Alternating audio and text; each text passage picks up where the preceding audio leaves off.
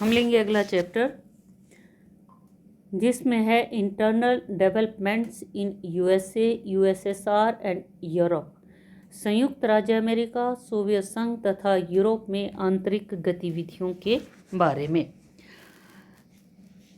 संयुक्त राज्य अमेरिका और सोवियत संघ जो कि 1945 ईस्वी के पश्चात से विश्व की महान शक्तियों में जिनकी गणना की जाती है, तो इनके बारे में और यूरोप के अन्य देशों की किस प्रकार की स्थिति रही उसके बारे में हम बातचीत करेंगे।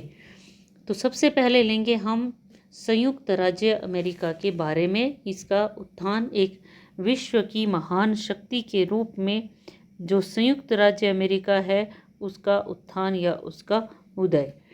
द्वितीय विश्व युद्ध ने संयुक्त राज्य अमेरिका को विश्व का एक सर्वोच्च शक्ति जो है बना दिया। दूसरी सभी बड़ी शक्तियों को युद्ध के दिनों में बहुत सी कठिनाइयां उठानी पड़ी। फ्रांस, इटली, रूस, जर्मनी सैनिक आक्रमणों के कारण और ब्रिटेन और जापान विनाशकारी बमबारी के कारण जो है अपनी अपनी जो शक्ति थी उसको खो चुके थे, निर्बल हो चुके थे। लेकिन अमेरिका आक्रमणों तथा बमबारी से बचा रहा। उसके पास बहुत अधिक जल, थल, हवाई सेना थी। 6 वर्षों में उसके उद्योगों का उत्पादन दोगुना हो गया और 1945 ईस्वी में अमेरिका की जो जनसंख्या थी वो भी काफ़ी बढ़ गई और संसार की आय का 1/3 भाग यहाँ के लोगों के पास था।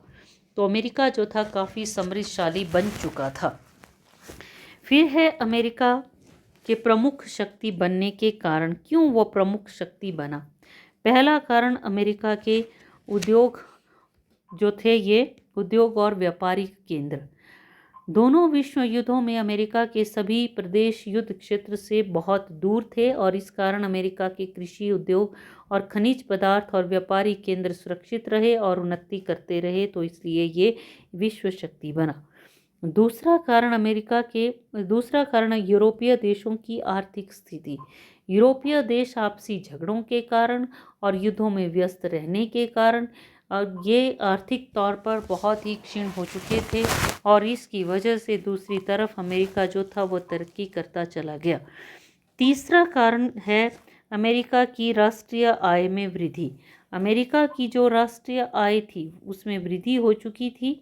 अमेरिका के सभी उद्योग अभूतपूर्व प्रगति कर रहे थे। यूरोप के युद्ध में व्यस्त देश अमेरिका से टैंक, सैनिक अस्त्र शस्त्र, हवाई जहाज, खाद्य पदार्थ अधिक मात्रा में आयात कर रहे थे। तो अमेरिका को इससे काफ़ी लाभ पहुंचा और राष्ट्रीय आय में बढ़ोतरी हुई। फिर अगला कारण सैनिक शक्ति की बात करें, बहुत बड़ी थी अमेरिका के पास।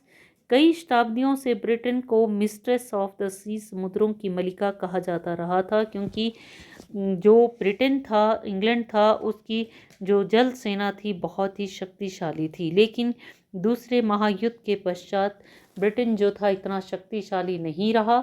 अमेरिका जो था अब शक्तिशाली बन गया था। उसकी सैनिक शक्ति बहुत ही एक शक्तिशाली बन चुकी थी। तो इसलिए भी क्या हुआ कि वो विश्व शक्ति, प्रमुख शक्ति बना। फिर अगला कारण अमेरिका के सैनिक अड्डे। अमेरिका के जो द्वितीय विश्व युद्ध के दौरान और उसके पश्चात अमेरिका ने विश्व के विभिन्न भागों में सैनिक अड्डे स्थापित किए। प्रशांत महासागर में स्थित मार्शल द्वीप समूह, कैरोलिन द्वीप, फिलीपींस, जापान, चीन और दक्षिण कोरिया के अमेरिकी सैनिक अड्डों में अमेरिका के लाखों सैनिक रखे गए थे। तो इसलिए भी अमेरिका जो है विश्व की महान शक्ति बना। नेक्स्ट लेंगे अमेरिका की खुशहाली और उसके विकास के बारे में। लगभग 50 वर्षों में अमेरिका में आश्चर्यजनक समृद्धि आई। 1945 के पश्चात 1940 में राष्ट्रीय आय $100 बिलियन थी, जबकि 1985 में $4000 बिलियन हो गई और इसमें 40 गुना वृद्धि हुई। अमेरिका में एक योजना बनाई गई, मार्शल योजना जिसको कहा जाता है। तो मार्शल प्लान के अंतर्गत दूसरे महायुद्ध के कारण यूरोपीय देशों की अस्त व्यस्त हो चुकी जो अर्थव्यवस्था थी के पुनर्निर्माण के लिए अमेरिका की सहायता का व्यापक कार्यक्रम मार्शल योजना के नाम से विख्यात हुआ। तो अमेरिका के सुझाव पर किया गया यूरोपीय देशों का पहला प्रयास था। 1947 में हार्वर्ड विश्वविद्यालय में अपने भाषण में अमेरिका के विदेश मंत्री जॉर्ज सी मार्शल ने यूरोपीय देशों को सहायता देने की ऐतिहासिक पेशकश की। उसने एक व्यापक कार्यक्रम का सुझाव दिया जिससे यूरोप की अर्थव्यवस्था को पुनः खड़ा किया जा सके। उसने सुझाव दिया कि यूरोप के देश तथा कम्युनिस्ट देश भी मिलकर अपनी व्यक्तिगत तथा साझी आवश्यकताओं का अध्ययन करें और पुनर्वास के कार्यक्रम का प्रलेख तैयार किए। जॉर्ज मार्शल ने कहा कि यह देश यानी कि अमेरिका इस प्रकार का प्रलेख तैयार करने के लिए मित्रतापूर्वक सहायता करेगा और बाद में इस कार्यक्रम को कार्यान्वित करने की में जहां तक व्यवहारिक होगा सहायता करेगा। हमारी नीति किसी देश अथवा सिद्धांत के विरुद्ध नहीं है, यह तो भूख, गरीबी, निराशा तथा व्यवस्था के विरुद्ध है। ब्रिटेन, फ्रांस, सोवियत संघ के विदेश मंत्रियों ने पेरिस की मीटिंग में इस योजना पर विचार किया। सोवियत विदेश मंत्री मोलोटोव पश्चिमी देशों के दृष्टिकोण से सहमत नहीं थे, लेकिन अन्य देशों ने जो है विशेष तौर पर इस पर जो है विचार किया, उनको सही लगा और इसको जो है क्रियान्वित किया गया। फिर इसके पश्चात सोवियत संघ की चुनौती। 1957 में रूस ने अंतरिक्ष में पहला उपग्रह जो है ये छोड़ा, जो कि अमेरिका के लिए एक चुनौती था, और इसके 3 वर्ष पश्चात उसने मनुष्य को पहली बार सफलतापूर्वक अंतरिक्ष में भेजा। अमेरिका ने इसके जवाब में 1969 में 2 अंतरिक्ष यात्री चांद पर सफलतापूर्वक भेजे और उन्होंने चट्टानों के वहां से नमूने इकट्ठा किए। फिर है वियतनाम गृह युद्ध। इसमें भी अमेरिका ने अपनी महत्वपूर्ण भूमिका निभाई। वियतनाम के गृह युद्ध में हो ची मिन को रूस का, साम्यवादी चीन का समर्थन प्राप्त था। अमेरिका फ्रांस की सहायता कर रहा था। दोनों पक्ष युद्ध का अंत चाहते थे। 1954 में जेनेवा में एक संधि हुई जिसके अनुसार वियतनाम का विभाजन कर दिया, तो इसके शीघ्र पश्चात उत्तरी वियतनाम के गुरिल्ला कम्युनिस्ट गुरिल्लों और दक्षिणी वियतनाम की सेनाओं में फिर युद्ध छिड़ गया। साम्यवाद के प्रसार को रोकने के लिए अमेरिका ने दक्षिण वियतनाम को सहायता दी और फिर स्वयं भी इस युद्ध में उलझ गया। इसके अतिरिक्त कम्युनिस्ट चीन को मान्यता जो है ये भी अमेरिका के द्वारा दी गई। 1972 में राष्ट्रपति निक्सन ने चीन की एक सप्ताह की यात्रा की और विश्व को बदल के रख दिया। The week that change the world, एक सप्ताह के इस सप्ताह ने जो है विश्व को बदल के रख दिया। अमेरिका के इस पग से सोवियत संघ के प्रभाव में कमी आई। 1954 में भ्रष्टाचार के गंभीर दोष लगने के कारण निक्सन को अपने पद से त्यागपत्र देना पड़ा। फिर अगला, आर्थिक प्रभुत्व को ठेस। अमेरिका के 30 वर्ष, द्वितीय विश्व युद्ध के लगभग 30 वर्ष पश्चात तक अमेरिका का विश्व में आर्थिक प्रभाव रहा। मार्शल योजना द्वारा बहुत से यूरोपीय देशों को आर्थिक सहायता दी। ये देश दूसरे महायुद्ध के कारण अपनी बिगड़ी हुई आर्थिक स्थिति को सुधारने में सफल हुआ। अब वे अपनी आर्थिक प्रगति के लिए अधिक समय तक अमेरिका पर निर्भर नहीं रहना चाहते थे, जिन देशों ने इसे सहायता ली थी, क्योंकि अमेरिका की आर्थिक सहायता के साथ जुड़ी हुई कुछ शर्तों से ये देश जो थे असंतुष्ट थे। 1958 में पश्चिमी यूरोपीय देशों ने आपसी सहयोग को बढ़ाने के लिए यूरोपीय आर्थिक समुदाय, यूरोपियन इकोनॉमिक कम्युनिटी नामक संगठन की स्थापना की। जापान ने भी दूसरे महायुद्ध के पश्चात उन्नति की। 1960 में विश्व के औद्योगिक उत्पादन का 60% अमेरिका में होता था। 1980 में यह गिरकर 45% रह गया। पश्चिमी जर्मनी, जापान उद्योग उत्पादन के क्षेत्र में अमेरिका के प्रतिद्वंदी बन गए, तो अमेरिका को गहरा धक्का इससे पहुंचा। फिर है साम्यवाद के प्रभाव को रोकना। साम्यवाद को रोकने के लिए बहुत से कदम जो है अमेरिका ने उठाए। शीत युद्ध शुरू हो गया इससे, और इसी के तहत ही 1945 से 48 के दौरान पूर्वी यूरोप के 7 देशों में साम्यवादी सरकारें अस्तित्व में आई। 1949 में एशिया के सबसे बड़े देश चीन में भी साम्यवादियों ने चियांग काई शेक की राष्ट्रीय सरकार को देश के बाहर धकेल दिया और वहां साम्यवाद की व्यवस्था की स्थापना की। अमेरिका ने साम्यवाद को रोकने के लिए नाटो, सीटो, सेंटो आदि संगठनों का निर्माण किया। अमेरिका के अंदर भी साम्यवाद के प्रचार को रोकने के लिए अनेक कदम उठाए गए। राष्ट्रपति ट्रूमैन के शासन में साम्यवादी रुचि रखने वालों के विरुद्ध कठोर कार्यवाहियाँ की गई। और इसी के तहत अनेक ऐसे कलाकारों, फिल्मी कहानियों के लेखकों, विभिन्न निर्माताओं का नाम काली सूची ब्लैकलिस्ट में अंकित किया गया जो साम्यवादी विचारों का समर्थन करते थे। 1953 में राष्ट्रपति आइजनहावर ने अंतर्राष्ट्रीय संगठनों के विरोध के बावजूद जूलियस राजेनबर्ग और इथल साजेनबर्ग नामक दो व्यक्तियों को सोवियत संघ को आणविक रहस्य बताने के आरोप में मृत्युदंड दे दिया। अमेरिका में साम्यवाद के विरुद्ध अभियान का प्रमुख समर्थक जोसेफ मैकार्थी था। उसने साम्यवाद के समर्थकों में आतंक फैला दिया। दूसरे महायुद्ध के पश्चात अमेरिका की विदेश नीति का मुख्य उद्देश्य भी साम्यवादी देशों का विरोध करना था। फिर है आणविक शस्त्रों के विस्तार को रोकने संबंधी कार्य। अब स्वयं तो अमेरिका जो था एक परमाणु अस्त्र शस्त्र प्रयोग करने वाला देश बन चुका था, लेकिन दूसरे देशों को रोकने का उसने भरपूर जो है प्रयास किया। 1958 में सोवियत संघ ने अणुबम और हाइड्रोजन बमों के परीक्षण बंद करने की एक पक्षीय घोषणा की। इसी वर्ष अमेरिका और रूस ने परमाणु परीक्षणों पर प्रतिबंध लगाने के उद्देश्य से सुझाव देने के लिए कमीशन जेनेवा एक्सपर्ट कमीशन की नियुक्ति की। इस कमीशन के सुझाव पर अगस्त 1963 में मॉस्को में परमाणु परीक्षणों पर आंशिक रोक लगाने के लिए एक संधि पर हस्ताक्षर किए गए। 1968 में अमेरिका ने आणविक शस्त्रों के विस्तार को रोकने के लिए नॉन प्रोलिफेरेशन ट्रीटी NPT पर भी हस्ताक्षर किए। फिर है न्यू इम्पीरियलिज्म, नव साम्राज्यवाद की हम बात करें तो एक नया साम्राज्यवाद। लैटिन अमेरिका, अफ्रीका, एशिया के बहुत से उपनिवेशों ने स्वतंत्रता प्राप्त कर ली। ये देश बड़े निर्धन और दुर्बल थे, उनको आर्थिक विकास के लिए धन की ज़रूरत थी। अमेरिका ने इस अवसर का लाभ उठाते हुए इन देशों की गृह और विदेश नीतियों को प्रभावित करने के लिए उनको आर्थिक सहायता देनी शुरू कर दी, जिससे वे संयुक्त राज्य अमेरिका पर निर्भर रहने लगे। अमेरिकी पूंजीपतियों को इन देशों में पूंजी निवेश करने और वहां कारखाने आदि लगाने के लिए प्रोत्साहित किया गया। अमेरिकन वस्तुएं इन देशों की मंडियों में बिकने लगी और इस प्रकार ये राज्य अमेरिका के सैटेलाइट स्टेट्स बन गए। तो इसको इकोनॉमिक इम्पीरियलिज्म, आर्थिक साम्राज्यवाद या नव साम्राज्यवाद कहा जाता है। फिर है इजराइल के प्रति अमेरिका की नीति।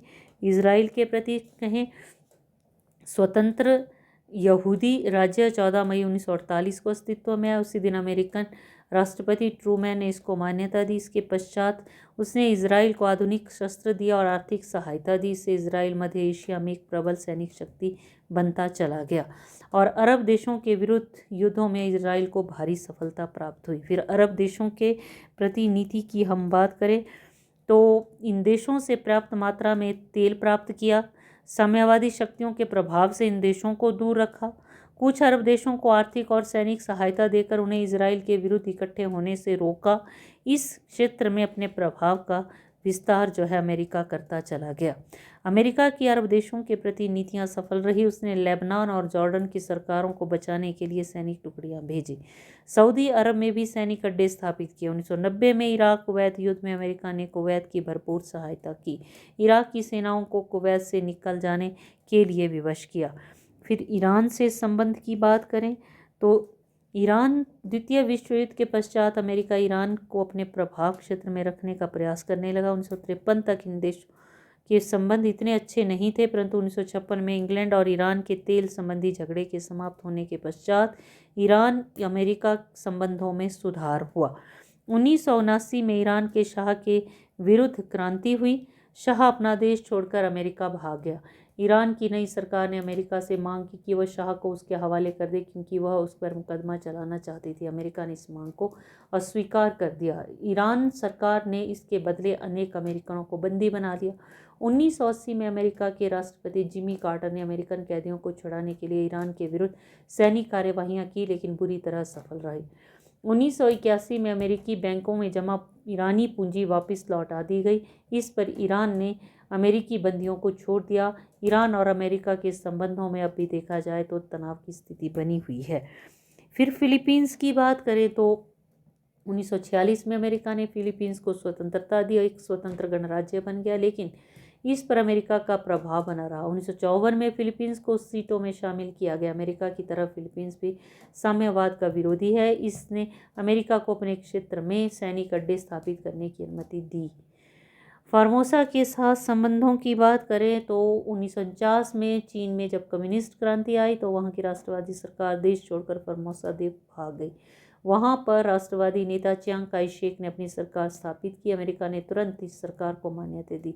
अमेरिका ने पूर्वी एशिया में साम्यवाद के प्रभाव को और फार्मोसा में साम्यवादी चीन के हस्तक्षेप को रोकने के लिए फार्मोसा सरकार को सैनिक और आर्थिक सहायता दी। कम्युनिस्ट चीन फार्मोसा को अब भी चीन का ही एक भाग समझता है और इस पर अधिकार करना चाहता है। फिर नस्ली भेदभाव के विरुद्ध आंदोलन, ये भी शताब्दियों से चला आ रहा था। ये काले और गोरे का जो भेदभाव 1950 के पश्चात अमेरिका में नस्ली भेदभाव के विरुद्ध नागरिक अधिकारों के लिए शक्तिशाली आंदोलन चले। मार्टिन लूथर किंग जो थे ये इस आंदोलन के प्रभावशाली नेता। गांधी के विचारों से प्रेरित होकर काले लोगों के अधिकारों की प्राप्ति के लिए अहिंसक आंदोलन चलाया। अलबामा राज्य के मॉन्टगोमरी नगर से आरंभ हुआ। काले लोगों ने बसों का बहिष्कार किया। शीघ्र ही बस कंपनियों को विवश होकर बसों में पृथकवाद समाप्त करना पड़ा। इसके पश्चात आंदोलन देश के अन्य भागों में फैल गया। काले लोग सड़कों पर धरना देकर रास्ता रोक कर बैठ जाते, रेस्तरां में जाते जहां काले लोगों से भेदभाव होता था, वे खाना खाने के लिए इनमें धरना मारकर बैठ जाते। श्वेत विद्यार्थी भी इनके समर्थन में इस आंदोलन को सफल बनाने के लिए मैदान में उतर आए। काले और गोरे विद्यार्थियों के झुंड अपना रोष प्रकट करने के लिए नगरों में निकल पड़ते और इसको वे स्वतंत्र यात्रा कहते। अश्वेत आंदोलनकारियों को सरकार ने कठोरता से दबाने का प्रयास किया।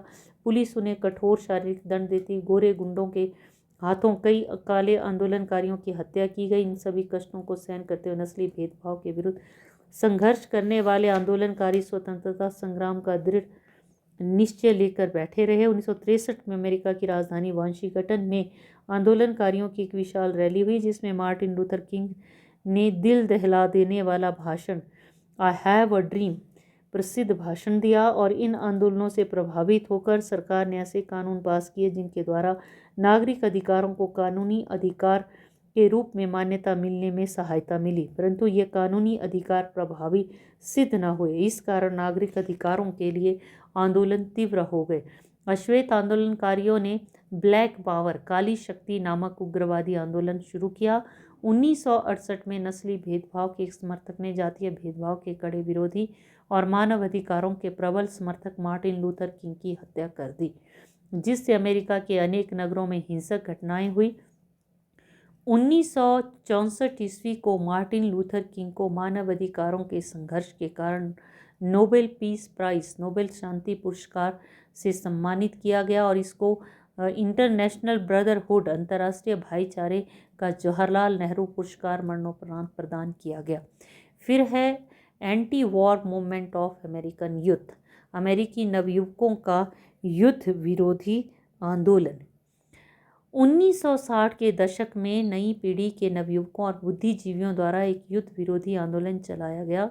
इसका मुख्य कारण अमेरिका का वियतनाम युद्ध में उलझना, जिसमें उसे जान और माल की भारी क्षति उठानी पड़ी। विश्वविद्यालय के विद्यार्थियों ने ये युद्ध विरोधी प्रदर्शन किए और देश की सेना में भर्ती होने से इनकार कर दिया। बहुत से विद्यार्थी देश को छोड़कर कनाडा और दूसरे देशों में चले गए। कई विश्वविद्यालयों में विद्यार्थी हिंसा पर उतर आए। कई स्थानों पर प्रदर्शनों को रोकने के लिए पुलिस ने बल का प्रयोग किया। केंट स्टेट विश्वविद्यालय में पुलिस की गोली से 4 विद्यार्थी मारे गए। इसके पश्चात मूलगामी परिवर्तन के समर्थक और युद्ध विरोधी आंदोलनकारी विश्व शांति, निशस्त्रीकरण, पर्यावरण संरक्षण आदि समस्याओं के समाधान के लिए जनमत बनाने के कार्य में जुट गए। तो ये अमेरिका के एक विश्व शक्ति या महान शक्ति के रूप में उसका उदय हुआ। बहुत सी समस्याओं से भी जूझना पड़ा और बहुत से देशों को भी उसके द्वारा सहायता दी गई। तो अगले वीडियो में हम बात करेंगे सोवियत संघ और यूरोप के अन्य देशों के बारे में।